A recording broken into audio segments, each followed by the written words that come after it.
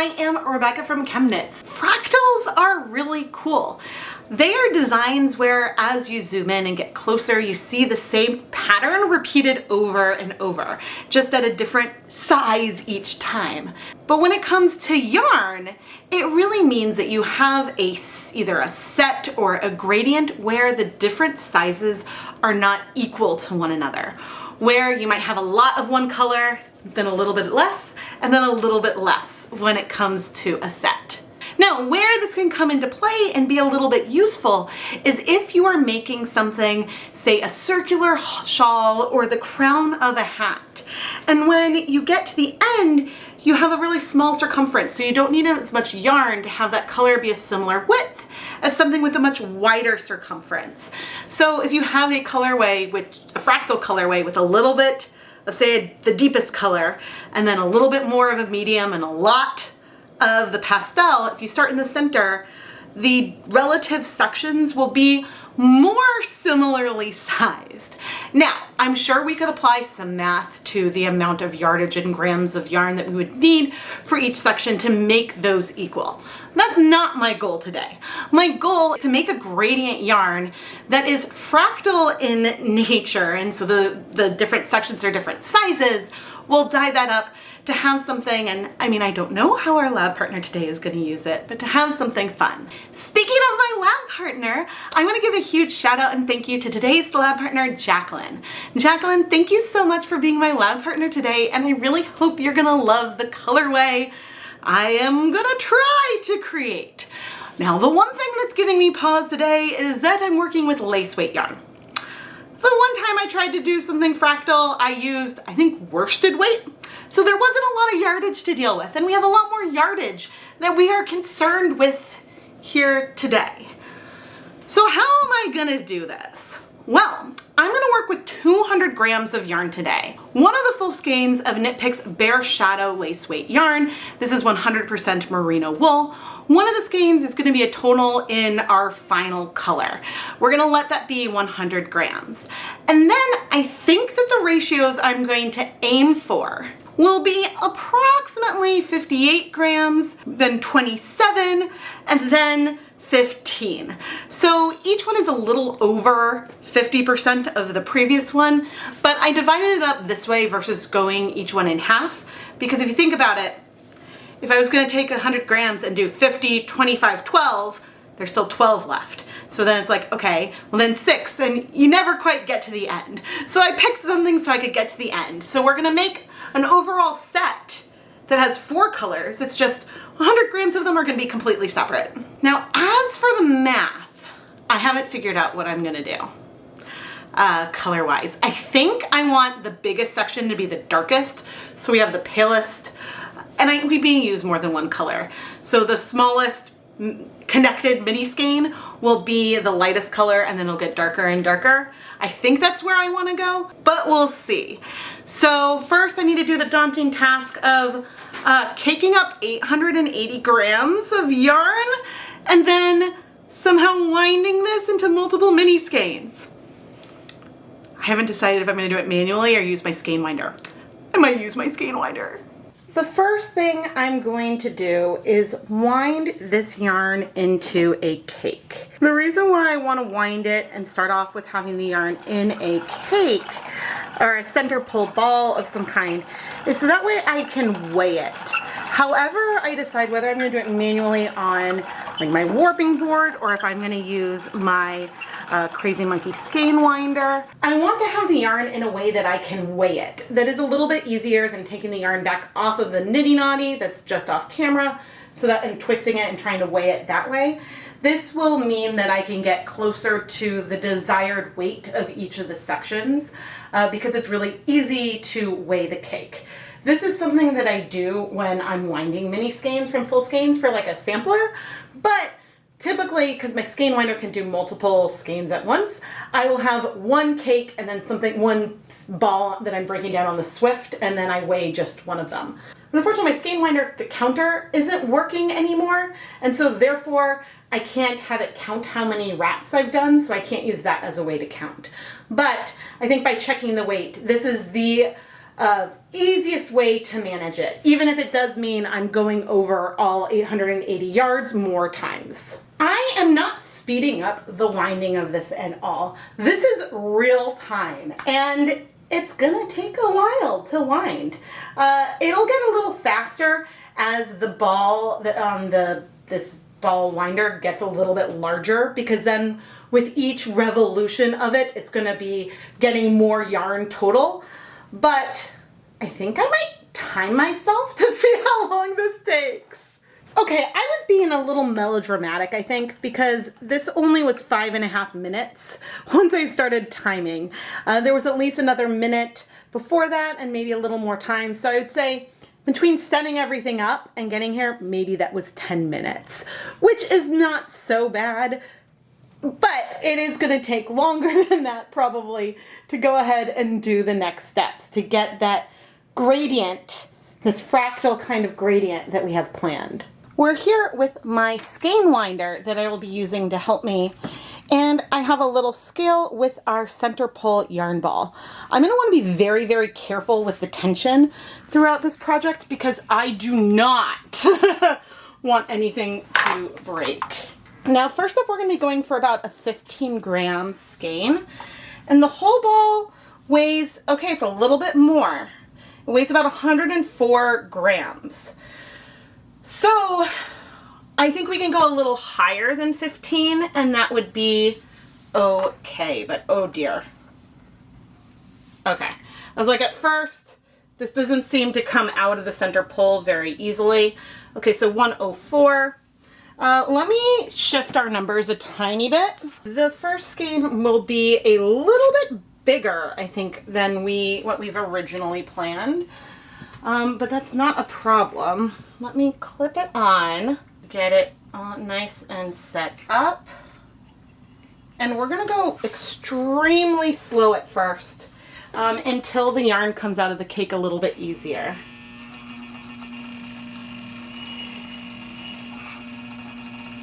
There we go.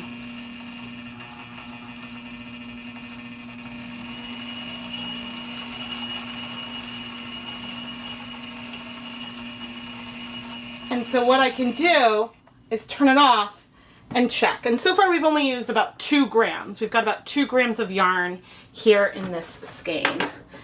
And okay, so we'll keep going.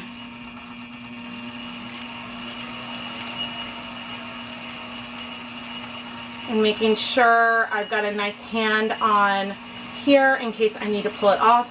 Now the thing with the scale is right now with the yarn under tension, it is not giving the best reading. As it's pulling, it does put some tension so things look lighter. We're at 97 grams in the cake now, but I can do this and periodically check approximately how much yarn we have. 94. I think I'm going for approximately 88 grams remaining. But everything is approximate here today. You can see I no longer have that finger on the strand itself because I don't want to get like any kind of runga burn, and we are getting close. This is actually I think my first time using this to make some kind of connected minis. I think everything else I've always done by hand. And if we go over, I can always sort of unwind a little bit. Okay, so I'm now at like 87, which is further than I wanted. So I'm gonna go backwards a little bit. And I can take this yarn and put it back on the scale. We're very flexible with our measurements today, so it's not that big a deal if I overshoot. But this helps. And hopefully I'm not going to tangle all these yards. Okay, we are almost. We're at 87.8. Okay, we are at 88 grams remaining, which I know you can't see. But here is the mess that I have down here. I'm gonna attach it to the second clip. If you don't have a skein twister, you can definitely do this, but using a nitty knotty or something, and do a similar type of capturing the weight and moving on. You could see this time, because we have all that yarn that we moved off, I manually did that so that way I could avoid tangles. And then I moved the yarn over to the next clip. Okay, and so now I'm gonna be doing this again, but waiting for about 60 grams left. Or I would say anywhere between like 58 and 60 grams I'd be pretty happy with. I decided to go closer to 58 grams remaining, and now I'm going to just reset everything so we can wind our last skein. And this time, I know I just need to wind everything, so that is a lot easier. And again, I'm not going to go too fast because you can see that we hit a little snag there. That was scary. It's only ever scary because you don't want anything to snap. So what I'm going to do is unwind. We're lucky that the snag fit through. I suppose I didn't pre-wind on very much as well, but there we go. And now we'll carry on. And now here we are at the end with our fractal setup. You can visually see we've got the biggest skein here, one that's smaller, and then the smallest. And so then when we combine this with also a skein that is the same as all of this, then we have a beautiful gradient that will get more and more color. Well, I still haven't decided exactly how we're going to dye the gradient to go along with this, but I'm very excited to do that. First, however, we do need to add ties to the yarn so that way we can try to keep all these minis separate. I'm starting off to prepare this for the actual dyeing by adding some really loose ribbon ties to our yarn. I would have used some acrylic yarn, but I couldn't find a skein that was open. I could only find new ones, and so that's fine. Now, you may know I'm awful about adding ties to my yarn. That is not something I am good about doing or setting an example about, but when you have connected minis, it's very, very important that you can both maintain the separation and you can do your best to avoid tangling. So now that those ties are in, I'm going to rotate over to where our transitions happen. And we're going to start adding on some zip ties that we'll use. I will loosen these eventually. I don't want them this tight, but I want them tight for now, just for storage purposes. Storage purposes, just so we can have like a good handle on things and where those connections are located. We will loosen them probably after pre-soaking once we're ready to dye the yarn. But now, you can move this to remove all of our skeins. Oh, we're still connected there. Now we have 3 connected mini skeins. I'm going to transfer this for one that is more pale, so we make sure we don't get any color transfer or anything. But for just storage purposes, I put 1 zip tie around everything to bring it downstairs. I plan to use 2 colors today for our fractal gradient, electric violet and Caribbean blue. This is a color combination I used recently and I just adore the way they layer together. Now, my plan with the mixing is to use a similar amount, not very much, but a similar amount of the Caribbean blue across all 4 of our colors. And then with our electric violet, in the smallest section we'll have a little bit of color proportional to the amount of yarn that we're having. And then we will increase that as we go to the 100-gram skein, which means that there will be more blue represented in our smallest section and way more purple represented in the largest one. And what I drew here is in no way proportional for our yarn, but you can see that the ratio of whatever blue to how much yarn we have will change. So technically it'll have an effect a little bit like this because of the way the yarn changes, where it'll make less of an impact on the larger section and more of an impact on the smaller. The impact might still be very, very subtle. I think overall things will be overwhelmingly purple, but we're gonna go play around with mixing these colors. To mix the colors, I'm using 1% dye stocks of our electric violet and Caribbean blue. And I decided to start, well, first with our Caribbean blue, but then to focus on our lightest color to get the ratios that I wanted there. We're going to be dyeing a total of 16 grams, then 28 grams, then 60 grams, then 100 grams of yarn. And so all of the math that I'm doing right now is taking into account those proportions. And I'll put the final recipes up at the end of this time lapse. These dye stocks are slightly older, so if I was going to make them fresh, the colors may not be exactly the same, but the colors will be consistent from container to container. I started off by adding 4 milliliters of the Caribbean blue to each cup, which would give us a 0.25% depth of shade on that smallest skein, and then a 0.04% depth of shade of this color on the largest. And I know I just said that I was going to start playing around with the lightest color, but instead I decided we're going to try this with everything.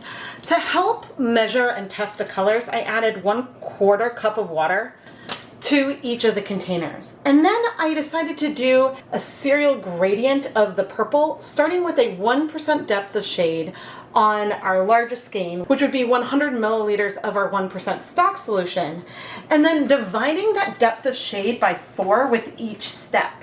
But since the skeins are different sizes, when we get to the second skein that is 60 grams, a 0.25% depth of shade, the amount of dye that we would need for that would be 15 milliliters of that 1% stock solution. So it might seem like a massive jump going from measuring out 100 milliliters to then going and measuring out 15 milliliters, but the reason why there's that jump is because we have less yarn, but we also want less dye proportional to that amount of yarn. If I had just dyed things with the blues as they were, using the same amount of dye, we would have had a really intense color on the smallest section and it would have become much more pastel for the largest. And so that would have given us its own kind of gradient as well. But I want the smallest to have the least amount of purple, so that means that when we get to our third mini skein that's only 28 grams, I want a quarter of the 0.25% depth of shade. So a 0.0625% depth of shade, or 1.75 milliliters of purple. And then with the next color, we need only 0.2 milliliters of that purple. Now, this is where we're starting. We are probably going to need to adjust things because it's possible that these smallest two skeins, the colors are going to look very, very similar to one another. And so we might need to do some editing to all the proportions overall, but that's why we're starting with playing around with this. And I realize the flaw in my plan is that the way things stand right now, given the proportions of the colors, our second color may look lighter than the first. So I think I'm gonna have to edit all these ratios. And this is why I might just be putting the final ratios up at the end. I think that this first idea was good in theory, but I didn't really anticipate the difference that using that blue would make on our total yarn, would make on the color. And so that's making me think that I can use not the same amount of purple proportionally, for each of them. But I can go a little bit closer and I don't need to do as extreme changes with the depth of shade of the purple. So for this shift, I'm going to be focusing on our second and third colors. And I added 5 more milliliters of the purple to that third color to bring it closer to a 0.25% depth of shade for the purple. And then I added another 15 milliliters for cup number 2 to bring that color up to a 0.5% depth of shade of the purple. And I'm gonna leave the lightest one alone for now. All right, we're gonna have to see how things go once we add this to the yarn and if we're gonna need to do any editing to our colors in yarn form themselves. But with these changes and with these shifts, I think we now have something that at least we have 4 different hues, and then we'll have to see how the intensities go, at least between that first and second one. So, fingers crossed. And actually, I suppose we could use less dye on that first one if we needed to. Less of the Caribbean blue. I was gonna dye that one first, but maybe it'll shift. In our 2 dye baths, I have 16 cups of water. Now, the burner here on the back is a lot smaller, so it's gonna heat up slower. And it's also a little bit more in a shadow. There's no acid in either pot yet. And I'm gonna add, I guess, that color 3 for the second smallest mini skein. That is this beautiful, more royal blue color. I'm gonna add that to the back pot and stir it up. And then to our front pot, to help us succeed, I'm gonna add approximately half of the dye from the first one. I know this isn't what I said I was going to do, but that is what I'm going to do, and we can add more color because I'm confident that with adding more and more purple that the other 2 will be darker than this one here, but I wanted to set up for success. All right, and setting up for success also means extending the mini skein a bit. Now the color will be more intense once we have time for things to start setting. And again, I can add more color. And now our second biggest is going to go here into this pot. And you can see that it is a lot more blue. I think even with the way everything is. And so as for this yarn that's sort of at the interface, we're gonna have to play around with that because clearly it can't be in both places at once. And I'm also gonna wanna make sure that the edges of the pots don't get too hot, which right now it's seeming very hot because things are a little off balance. Oh dear. I really don't want to burn it. But yeah, that edge of the pot is seeming very, very warm. What am I going to do here? Okay, I'm going to turn off the heat and put this across a zip tie just so that way it's not touching as much. And I'm going to get some acid. All right, I'm going to do 1, 2, 3, 4 tablespoons of white vinegar there. Then also 4 tablespoons of vinegar over here. And I turned off the heat, but now we should be able to get a little bit more something in this yarn that is at our interface. And I didn't really think about what we were gonna do there. Go in. Okay, I'm seeing color on it. Maybe what I'll have to do for this like transition period is have some in here and then just keep adding more from one pan to the other. But I do want to set something up to try to keep the yarn out off of the edges. Okay, let me turn it back on. I'll just turn the heat on lower. Okay, because that's not hot. How do I... Still going to be on a little bit, but then it's not leaning against the side, and so it's less likely to scorch. And so what I will be doing and trying to do here is dip that yarn from one into the other and just move it occasionally between the two. That's what I'm going to try to do. And so the third skein that's connected is in a pan right behind these pots. We're still like not warm at all, but we'll see where we are. I'll come back, I think, in 30 minutes to just check in where we are color-wise, but I'm gonna try to come periodically to help move things around. And again, we can decide to add more blue here. Normally, this is the kind of technique I would do not with connected mini skeins in mason jars. It's just, I felt like the mason jars might be a little crowded, and that would add more tonal variation than what I necessarily want in things. And so that is why I'm wanting to pay just attention to the way things are going. But I'm feeling good. I'm feeling good. I'm feeling a little optimistic as I move the yarn from this middle section back and forth and back and forth. So we'll see. It's been closer to 45 minutes. I'm turning off the heat because I want to remove the yarn now. And we can come back and add more color if we want to later. Most of the color has absorbed, but I think I did make one little error in the other pot. But here is our blue, which is looking beautiful. Okay, I'm gonna take this out, set it in the other pan. And then this skein in the back, how am I gonna do this? Okay, I'm gonna transfer it to this pot so that way I can manage it a little bit easier. Okay, and I mentioned that I think I made one little mistake, and that was I did not loosen the zip tie.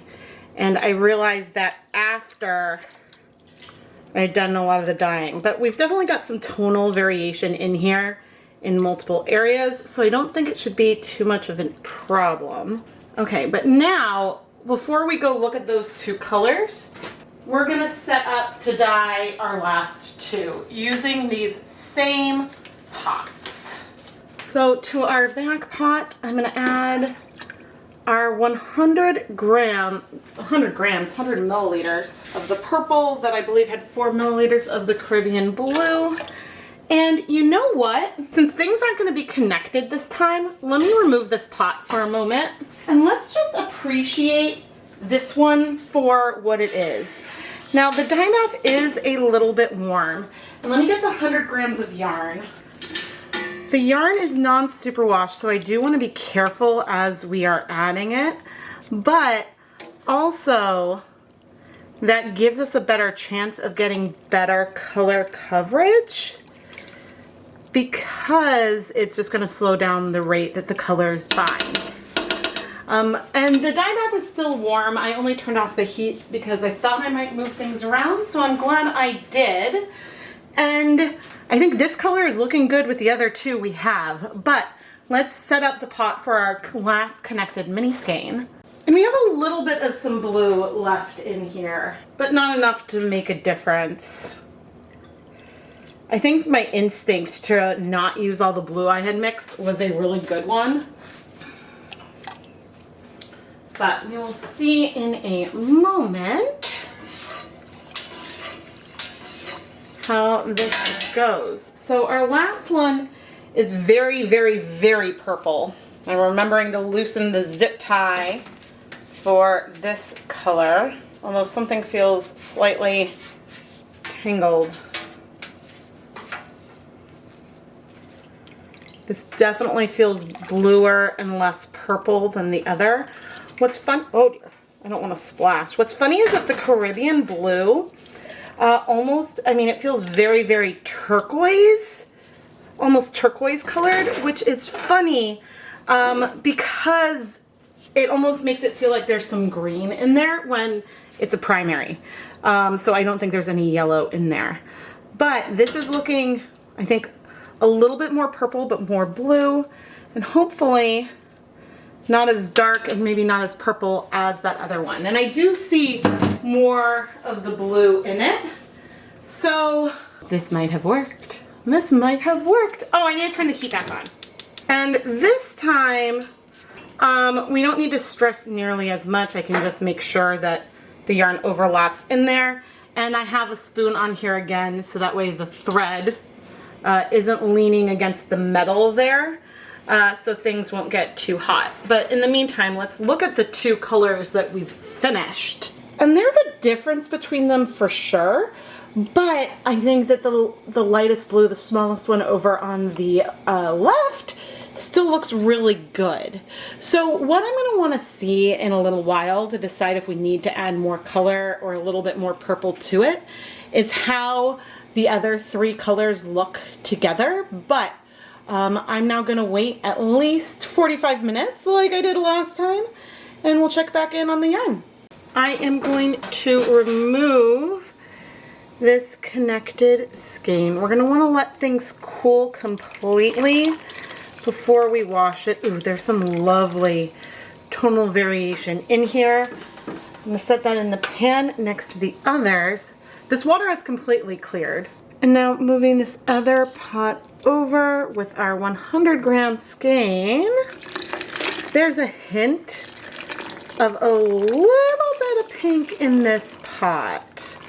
And so since the other pot is looking completely clear, I am going to take advantage of this and bring over a yarn mop. This yarn right here is some Knit Pick Stroll fingering weight yarn. It is 75% superwash merino, 25% nylon. And you can see that it soaked up that little color pretty immediately. But that's not the only color we're going to have, because we used graduated cylinders and various cups throughout our dyeing process.